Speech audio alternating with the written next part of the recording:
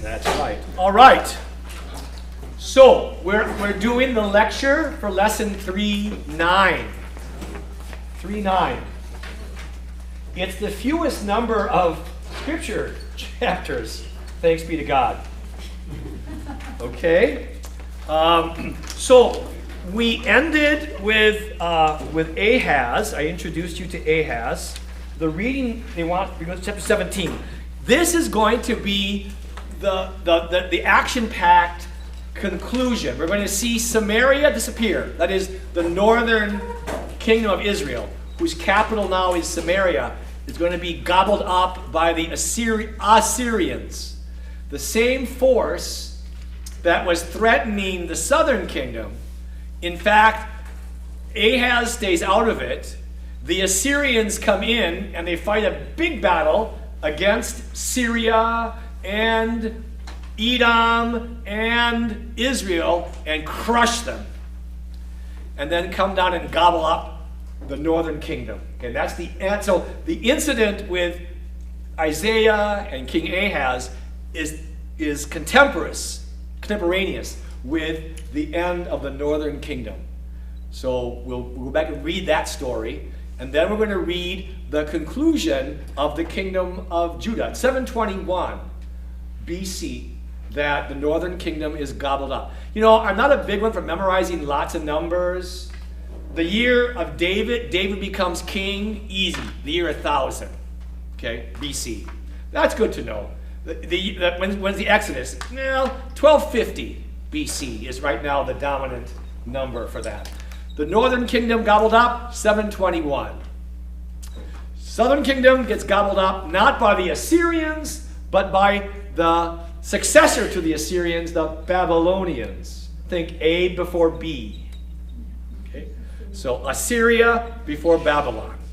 The Assyrians gobble up the northern kingdom. In 587, the Babylonians gobble up the southern kingdom.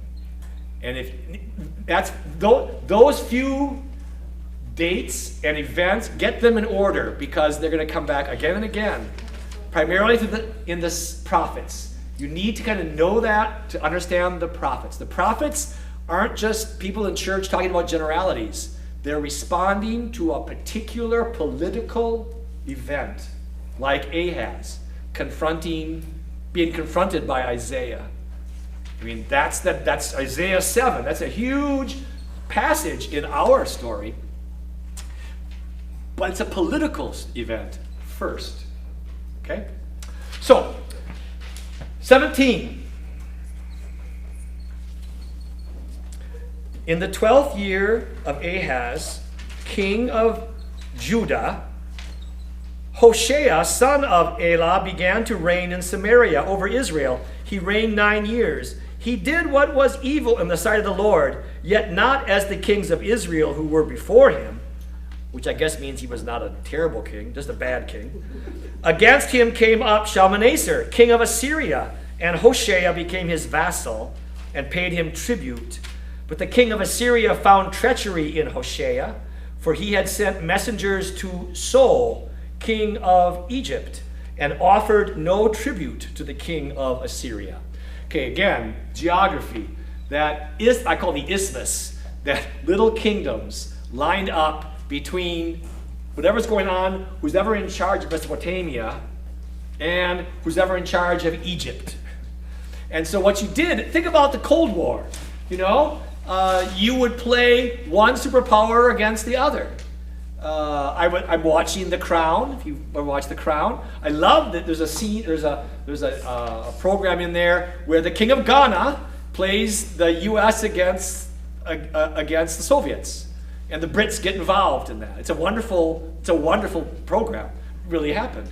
So you play one against the other. You play the Soviets against the Americans. I want to get more free aid. If I don't get what you want to give me, I'm going to go to the Soviet Union. Well, similarly, that's what's going on here. The king of Israel becomes a vassal, a subject to the Assyrians, but meanwhile he's sending messengers to the Egyptians. And of course, what are the Egyptians saying? Oh, we'll back you, we'll send all kinds of armies. You know, change sides. Because because those two are, Assyria and Egypt, are in a bigger battle about who controls the Middle East. All right?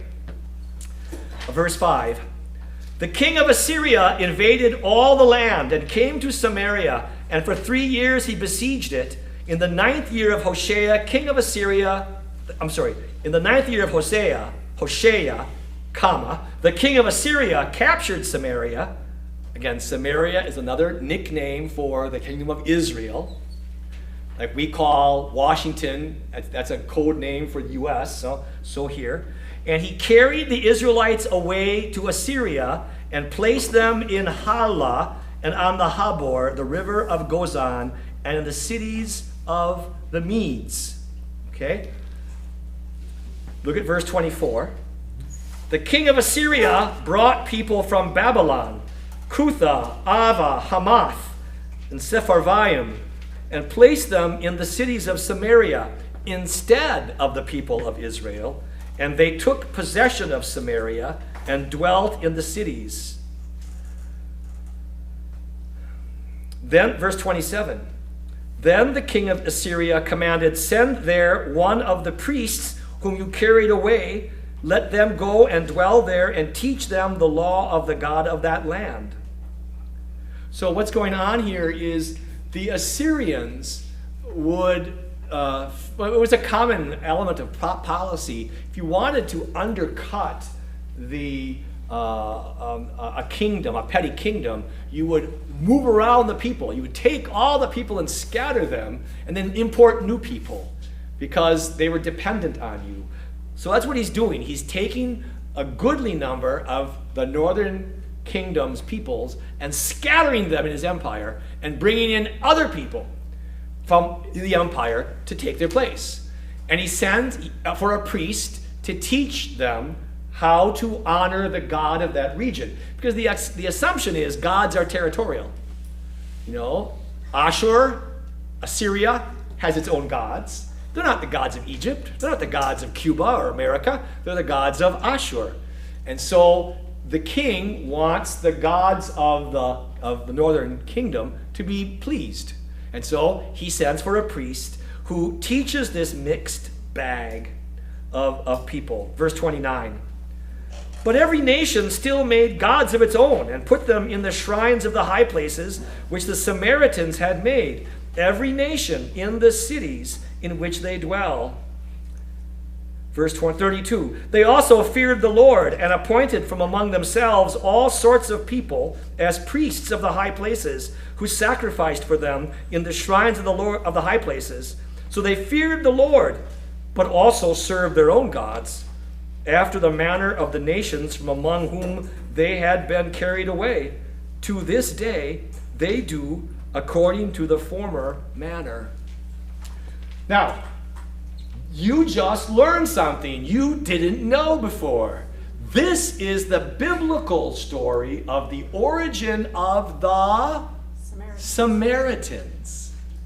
This is why in Jesus' day, the Jews looked down their noses at the people of Samaria. They're related.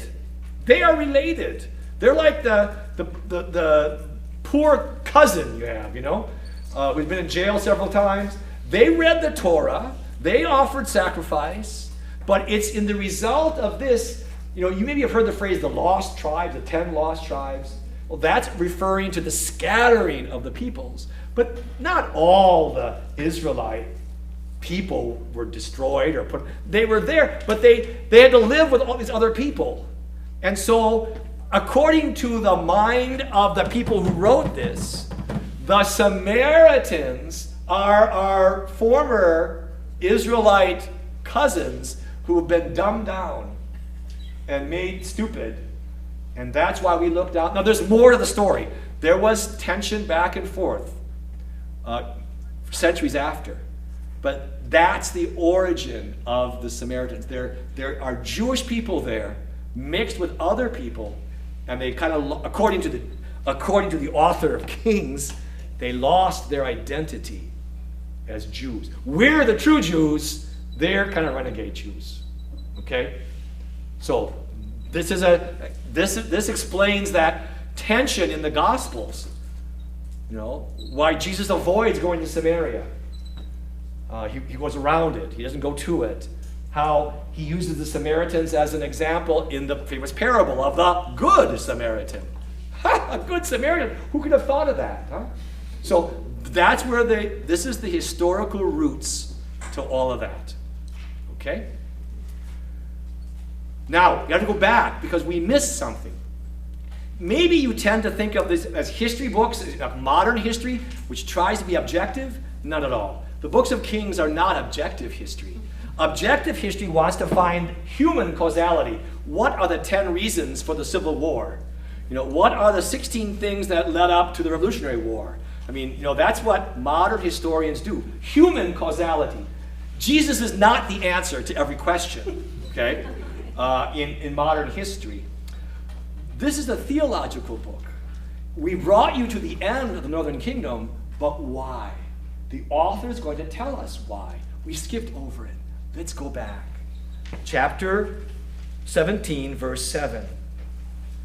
This was so because the people of Israel had sinned against the Lord their God, who had brought them up out of the land of Egypt from under the hand of Pharaoh, king of Egypt, and had feared other gods. Notice, he goes way back to the beginning. He goes back 500 years. And walked in the customs of the nations whom the Lord drove out before the people of Israel, and in the customs which the kings of Israel had introduced. And the people of Israel did secretly against the Lord their God things that were not right. They built for themselves high places at all their towns, from watchtower to fortified city. They set up for themselves pillars and asherim on every high hill and under every green tree. And there they burned incense on all the high places, as the nations did, whom the Lord carried away before them. They did wicked things, provoking the Lord to anger. They served idols, of which the Lord had said to them, "You shall not do this." Yet the Lord warned Israel and Judah by every prophet and every seer. Verse 14. But they would not listen, but were stubborn as their fathers had been, who did not believe in the Lord their God.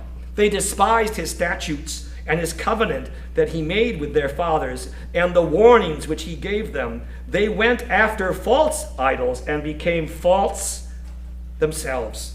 And they followed the nations that were round about them, concerning whom the Lord had commanded them that they should not do like them. And they forsook all the commandments of the Lord their God, and made for themselves molten images of 2 calves. And they made an Asherah, and worshipped all the host of heaven, and served Baal. And they burned their sons and their daughters as offerings, and used divination and sorcery, and sold themselves to do evil in the sight of the Lord, provoking him to anger. Therefore the Lord was very angry with Israel, and removed them out of his sight. None was left but the tribe of Judah only. So, other than that, Mrs. Lincoln, what do you think of the play? There you get, in all one little package, a theological explanation for the destruction of the Northern Kingdom. Okay? It's a sad moment, but there's more sadness to come. Okay? Should we move on? Push on? Okay. There are 2 bright lights if I was going to draw a graph of the Southern Kingdom, there are 2 bright lights. Things are going down, it's a bright light, things keep going down, a bigger bright light, and then they fall off the edge of the cliff. Okay? Bright light number 1 is the kingship of Hezekiah.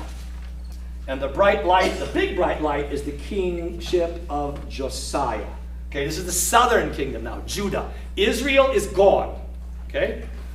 So the remaining chapters of 2 Kings will focus primarily on the 2 bright lights. In the 3rd year this is chapter 18. In the 3rd year of Hoshea, son of Elah, king of Israel, Hezekiah, son of Ahaz, began to reign. Verse 3. He did what was right in the eyes of the Lord, according to all that David his father had done. He removed the high places and broke the pillars and cut down the Asherah. He broke in pieces the bronze serpent that Moses had made. Notice, he gets rid of an idol that Moses had made. Remember when the seraphs, people were like, we're tired of this place. Let's go back to Egypt. And then serpents came and bit people. And they cried out, help, heal us. And so God told Moses to make a serpent. And they raised it on a pole. Okay, after that incident, Moses was told to put the serpent in the Ark of the Covenant. So presumably it's still there. Okay, well, Hezekiah's reform gets rid of it because it's an idol. It's an image of a living thing that people seem to worship. Huh? Verse 5, he trusted in the Lord, the God of Israel, so that there was none like him among all the kings of Judah after him, and those who were before him. For he held fast to the Lord. He did not depart from following him, but kept the commandments which the Lord commanded Moses. And the Lord was with him. Wherever he went forth, he prospered. He rebelled against the king of Assyria, would not serve him. He smote the Philistines as far as Gaza and its territory, from watchtower to fortified city. Verse 13. But in the 14th year of King Hezekiah, Sennacherib, king of Assyria, came up against all the fortified cities of Judah and took them. And Hezekiah, king of Judah, sent to the king of Assyria at Lachish, saying, I have done wrong. Withdraw from me. Whatever you impose on me, I will bear. And the king of Assyria required of Hezekiah, king of Judah, 300 talents of silver, 30 talents of gold. Hezekiah gave him all the silver that was found in the house of the Lord and in the treasury of the king's house. Now, what you have here is, at some point, every year, an emperor or empire would seek taxes from its vassals. And if there was ever any civil war, let's say, in Assyria, or there was a fight about who's the next king, all the vassals would start eyeing the opportunity to revolt. And you showed you revolted by not paying your taxes. Okay? Thinking that, well, sometime eventually they won't get us, we'll be independent. So, in the 14th year of Sennacherib, Hezekiah does this. Now, what you don't recognize is they've invaded the land. They've captured almost every city except Jerusalem. They're at Lachish. Lachish is about 25, 30 miles away from Jerusalem. So when they get that close, Hezekiah says, okay, what do you want? We'll give you what you want. And they're sentenced to a very huge amount of booty for the problem that they've caused. Okay? What follows this, though, is a longer story. I'm not going to read much of it, but I'll retell it to you so you remember it. It's the story of the siege of Jerusalem. Okay? The Assyrians came in. This is about the year 703. So it's 20 years after the northern kingdom is gone. And one by one, they capture the cities and they surround Jerusalem and they put it to siege. It's a very dramatic story. It's also retold in the book of the prophet Isaiah because he was a contemporary to all of this. Isaiah the prophet is, as we saw earlier, the book of Kings really likes the idea of theocracies where the line of David has a priest or a prophet who feeds them the truth. Isaiah was that for Hezekiah. Okay? So if Hezekiah is a high point, it's because he has Isaiah the prophet assisting him. Okay? So what happens in this dramatic story is the army of Assyria circles, and the king sends 3 representatives to talk not to the king Hezekiah, but to the people. They're outside the city and they're shouting up to the people. And they're speaking in the language of the Jews. Okay? And they're mocking and they're saying, hey, you guys better get your king off the throne because we're going to smash you. Verse 19. Rabshakeh, that's a title, not a name, said to them, say to Hezekiah, thus says the great king, king of Assyria, on what do you rest this confidence of yours? Do you think that mere words are strategy and power for war? On whom do you now rely that you have rebelled against me? Behold, you are relying now on Egypt, that broken reed of a staff. Remember I told you that the petty kingdoms would play one big empire off another. The Assyrian representative says they're a staff made out of a dried reed. It won't support you. They will pierce the hand of anyone who leans on it. Such is Pharaoh, king of Egypt, to all who rely on him. But if you say to me, we rely on Yahweh our God, is it not he whose high places and altars Hezekiah has removed, saying to Judah and Jerusalem, you shall worship before this altar in Jerusalem? Whoops. Hezekiah had initiated a religious reformation. Ending the Baal worship, Asherah, that's why he's seen positive. And he insisted all worship should be in Jerusalem. Now at this point, there's not much left of the kingdom except like a county, like Marathon County. Okay, that's all that's remaining.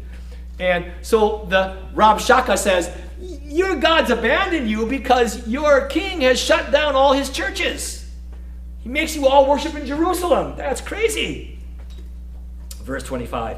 Moreover, is it without Yahweh that I have come up against this place to destroy it? Yahweh said to me, go up against this land and destroy it. So here we have the Assyrian king saying, Yahweh's on my side. He gave me strength to do all of this. Look at all the other cities of Yahweh that we've taken over. Yahweh is on my side. Okay? Verse 26. Eliakim is a member of the Jewish king's bureaucracy. Eliakim, son of Hilkiah, and Shebna, and Joah said to the Rabshakeh, pray, speak to your servants in the Aramaic language, for we understand it. Do not speak to us in the language of Judah, within the hearing of the people who are on the wall. Aramaic was to that culture like French was in 18th and 19th century Europe. It was, and like English is today.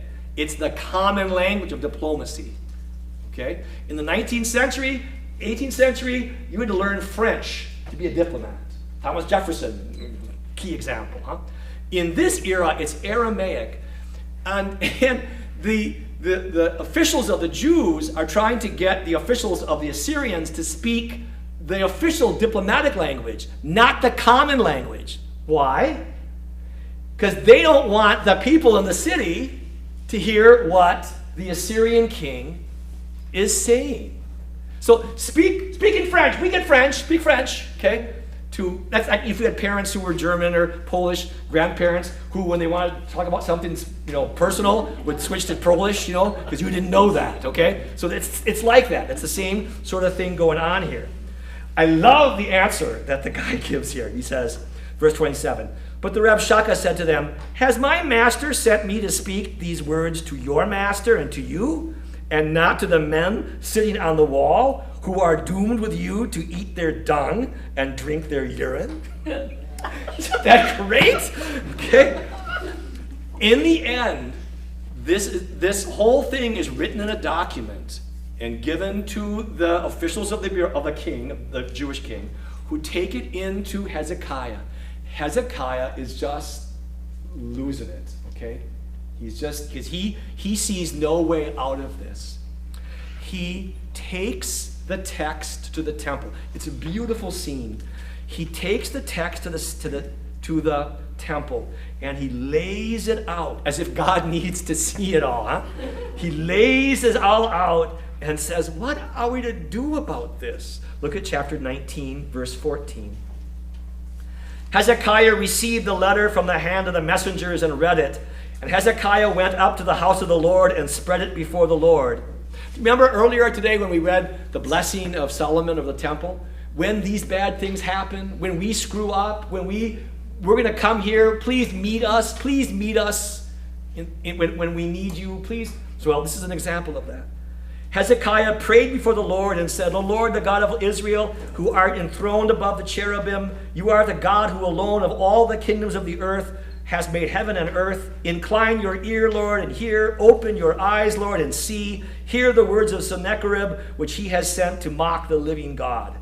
So the king makes it not an attack on him, it's an attack on you, Yahweh. Verse 20.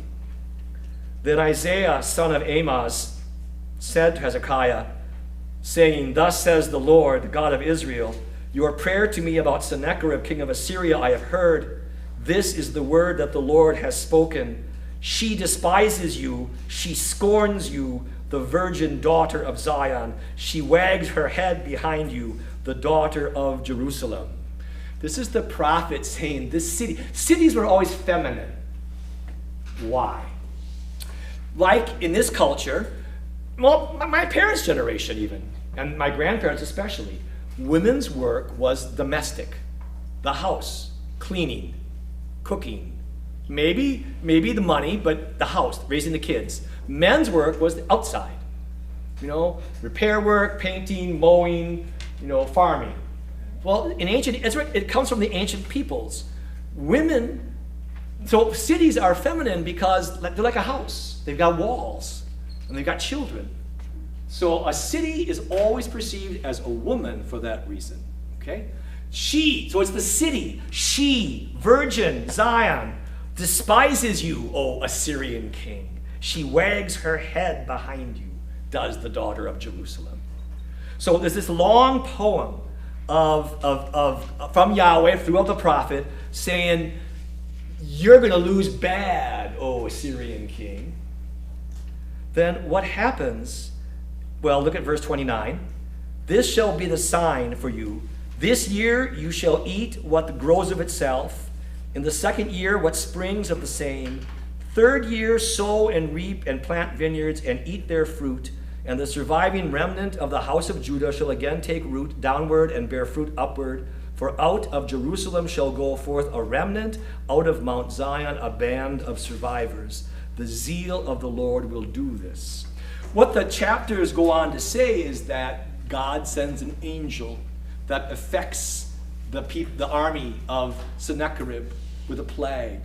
And in the middle of a night, tens of thousands of soldiers die. And they leave and they vacate. We have the Assyrian side of the story. We have their version of this. And there's an interesting, you don't expect them to buy into this, huh? Okay. But there's an interesting connection.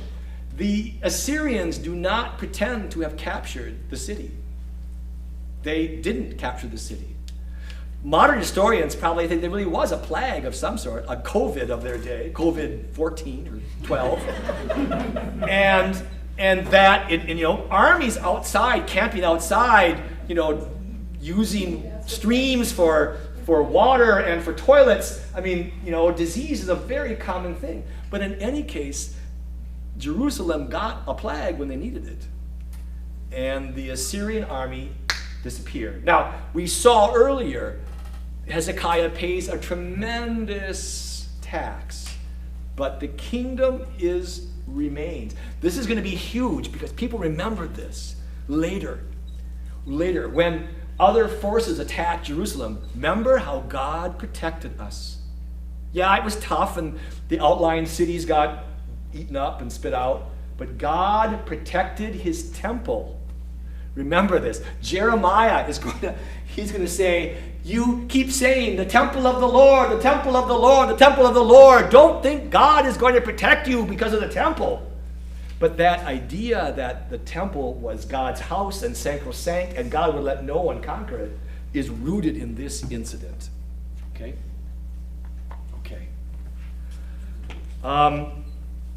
There's one more incident. If you read it, chapter 20, you did read it because that was part of the homework, of course. Verse 12 of chapter 20. Merodach-Baladan, son of Baladan, king of Babylon. At this point, Babylon is a vassal to the Assyrians, like Judah is. Anyway, diplomats from these little satellites keep sending diplomats back and forth saying, when are we going to revolt again? When are we going to throw off the yoke of the Assyrians? Well, anyway, Hezekiah welcomes diplomats from the Babylonians. They're a little city-state. And he shows them everything. He shows them the temple, shows them the treasury, shows them the armory. And God, Isaiah says from God, why did you do that? Don't do that. I didn't tell you to do that. They're going to come and bite you in the end, because eventually the Babylonian city-state would grow, gobble up Assyria, and that's going to be the next nemesis. Remember, A before B, Assyria followed by Babylon. So Hezekiah has this renewal of things. Things are looking good, but there's a warning that in the end it's not going to end happy. Chapter 21. Manasseh becomes the king after Hezekiah. He has an extremely long monarchy or reign, something like 55 years. 55 is a long time to do anything, huh? And but he is the Jeroboam of the southern kingdom. He is the anti-good king, huh? He was 12 years old when he began to reign. He reigned 55 years. Verse 2, he did what was evil in the sight of the Lord. Verse 3, he rebuilt the high places which Hezekiah his father had destroyed. He erected altars for Baal. He made an Asherah. So he's redoing everything backwards, okay? Everything good that, according to the author of Kings, Hezekiah had done, Manasseh undoes. Verse 6, he burned his son as an offering. It's really bad when you sacrifice your children, okay? And that's what he does. Verse 7, the graven image of Asherah that he had made, he set in the house of which the Lord said to David, in this house and in Jerusalem, which I have chosen out of all the tribes of Israel, I will put my name forever. So he puts an image of Asherah, this female Babylonian deity, in the temple. Okay? Verse 9, Manasseh seduced them to do more evil than the nations had done, whom the Lord destroyed before the people of Israel. Okay? And then verses 12 are the judgment of the Deuteronomists, the historians here. Therefore, thus says the Lord, the God of Israel, behold, I am bringing upon Jerusalem and Judah such evil that the ears of everyone who hears of it will tingle.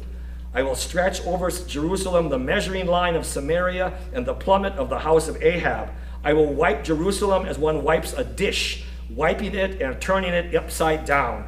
I will cast off the remnant of my heritage and give them into the hand of their enemies, and they shall become a prey and a spoil to all their enemies, because they have done what is evil in my sight, have provoked me to anger since the day their fathers came out of Egypt. Notice the overwrought language of God here is, this is not something that just happened since Manasseh. Since they left Egypt, they have been unfaithful to me. We get kind of dramatic, don't we, when somebody disappoints us again and again and again. Okay? After Manasseh comes Amon, and he is a king for a couple of years. And then, chapter 22, Josiah was 8 years old when he began to reign. There was an overthrow. Amon was murdered by some country people, I guess. Josiah, his son, takes over. Verse 2, he did what was right in the eyes of the Lord. 22:2 says, he did what was right in the eyes of the Lord. He walked in all the way of David, his father. He did not turn aside to the right or to the left. Okay, now that's the conclusion epitaph on his tomb. Okay, so right from the beginning, we know good stuff here, Maynard. Okay, then we leap to the 18th year. So the king is 26. And we've read this before. We read this when we read Deuteronomy. Remember, there is a discovery in the temple during Hezekiah. Again, during Josiah, it's a quiet time. The Assyrians are being absorbed by the Babylonians, and things are quiet in Egypt. And so it's time for a national revival. And along comes Josiah, and he's got some extra money because he's not paying, taxes, and he sends money to the temple to rebuild it, and paint it, and put HVAC in, and other things like that. And that's when they find a book, and they read it, and they go, "Oh my gosh!" And they take it to Hilkiah, and he reads it and goes, "Oh my gosh!" He's the priest. Then they show it to the prophetess, Hilda, I think is her name, Hilda, somewhere, prophetess. She says, "Oh my gosh!" And they take it to the king, and he goes, "Doubly, oh my gosh!"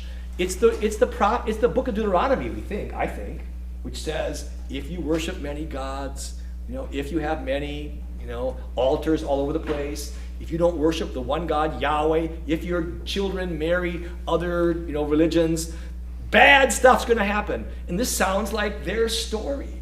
So Hezekiah, Josiah, that is the spark of what's called the Josianic Reformation. Okay?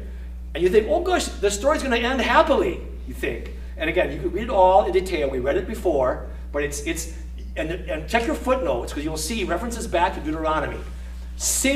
Only one temple, only one God, only one altar, and everything else is destroyed. Asherah, Queen of Heaven, all those other places are destroyed. And because Josiah wants to worship the one true God in the view of this book that was found in the temple that we think is Deuteronomy.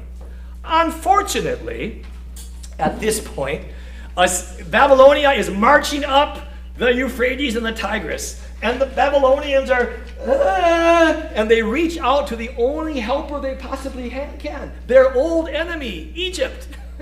Because they're so weakened now that it's like Russia saying to America, "Hey, help us with this problem we have."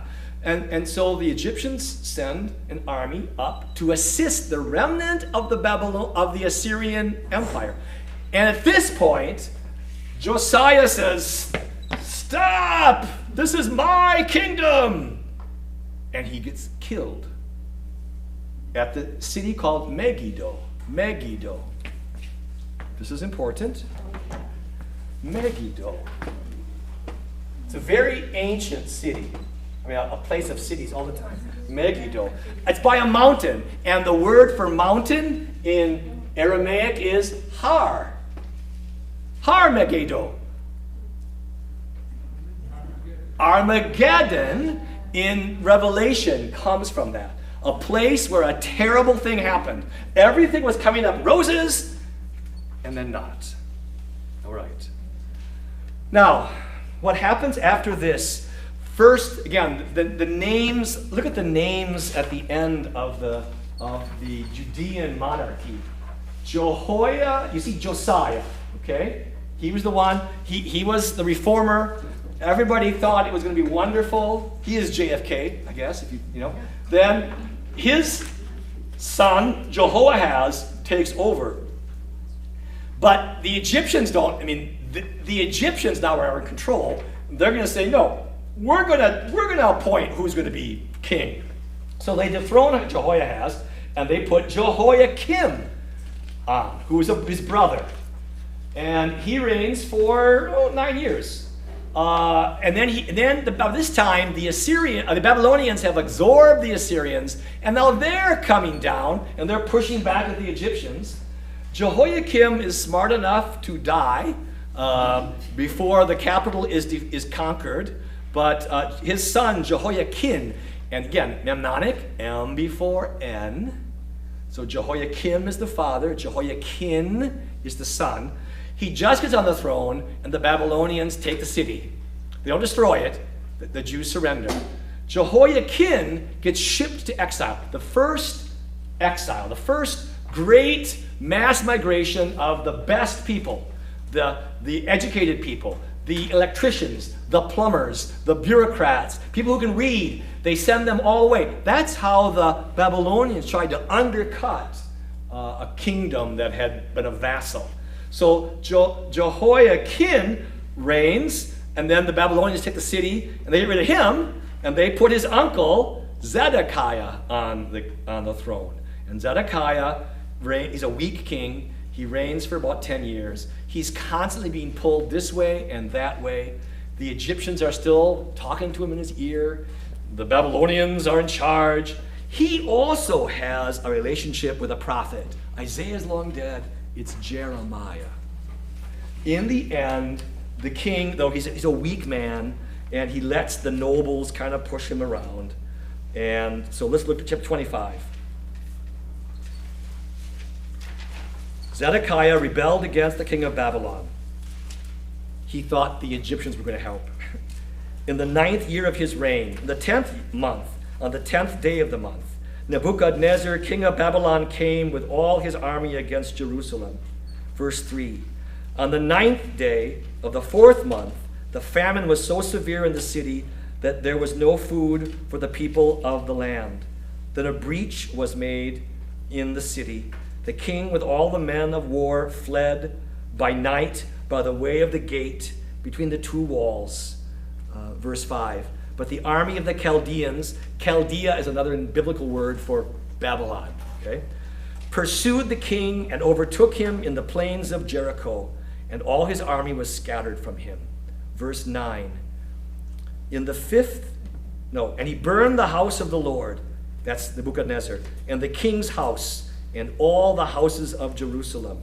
Every great house he burned down. Verse 11. And the rest of the people were left in the city, and the deserters who had deserted to the king of Babylon, together with the rest of the multitude, Nebuzaradan, the captain of the guard, carried into exile. This is the second exile. Okay, there was a first deportation back in 598. That was 598 was the first deportation. Now 10 years later, the second deportation. Verses 13 and follow talk about how the temple was broken down. The doors were shipped off. That great sea with the oxen that stood on it was shipped away. Everything, the tables, the candelabra, everything was stripped from the temple and hauled off, all the precious metals. Okay? Verse 25. In the 7th month, Ishmael, son of Nethaniah, son of El-Shammah, of the royal family, came with 10 men and attacked. And the Babylonians had left a Jewish man as governor named Gedaliah. Okay, but you can imagine now, after the Babylonians have destroyed the temple, there's a rump or puppet state, and lots of freedom fighters, we would call them. Some people would call them. Gedaliah he's doing the bidding of the Babylonians, so they murder him. And the Jews and the Chaldeans were with him at Mizpah. Then all the people, both small and great, and the captains of the forces arose and went to Egypt, for they were afraid of the Chaldeans. So those who could escaped now to Egypt. In the 37th year, in the exile of Jehoiakim, remember Jehoiakim, king of Judah. So 37 years he's been in Babylon. At that point, Evil-Merodach, king of Babylon, in the year that he began to reign, graciously freed Jehoiakim, king of Judah, from prison. And he spoke kindly to him and gave him a seat above the seats of the kings who were with him in Babylon.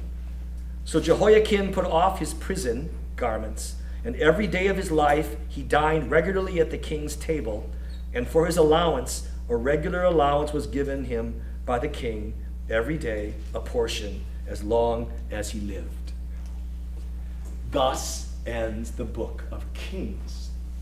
It's a funny way to end, though, isn't it? You thought it should have ended like with the fall of the city. But there's this little thing about Jehoiakim, who had been exiled in 697, who was living there in Babylon, gets invited to eat at the Babylonian king's table. And he gets money and food sent to him, so he can be kind of an independent mini prince of his old kingdom. Thus ends the book. Why? You leaving, hon? Okay. Do you remember when we read Judges? Again, it's heavily influenced by the Deuteronomic theology. What are the steps again of the judges? What happened first and second and third? Do you remember? I don't mean the incidents. I mean, what's the overall general storyline? First, everything is good. And the Jewish people honor Yahweh. Okay, then what happens? What's the next step? They sin. Right? And that sin is usually abandoning Yahweh. Sometimes when things are good, that's when we're at our worst, isn't it? We get sloppy, and we get lazy, and we forget what's really important. Because there's like, oh my God, I got 1,000 emails to answer, and all these things to do. And so what happens? Well, since they went after other gods, Yahweh says, fine, I'll step away. So Yahweh steps back. And that leads to an invasion of the Midianites or the Philistines, or he leaves them to their own deserts, an invasion of outsiders. Okay? Then what happened? What's the next step? Or it could end right there, I suppose. That's where it ended in the north, huh? The people got scattered. No more 10 tribes in the north. But in the Judges, what's the pattern? They repent. And they cry out to God and say, rescue us, O God. And then what does God do? By sending the judge. Judge who comes to save them, and they go back to the top. This is the understanding of history. This is the philosophy of history of most of the Old Testament. This pattern. And you can look at your own life. I look at my life. This is my story. This is my story. Is it not your story? I don't want to get into details today. But, isn't this our story? Things are so good that we lose the central things become trivial. We forget them. We go after other things. And we have to fall on our faces. We pick ourselves up. And then call on God again. And then, okay? So, why does the story end the way it does? Where are they on my 5-step plan? Where does 2 Kings leave us? What step? 3. Yep, we're right here. So what's the next step?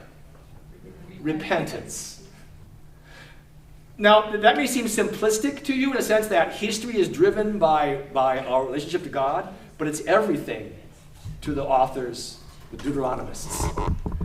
If we repent, then history will move on. And this little thing about Jeconiah eating at the table of the king of Babylon is evidence that it's already happening. That they've done that, they're doing this, and they're moving here. We can move on from this. We can move on from this. We're not stuck here. The north, it's too late for the north. They sold out.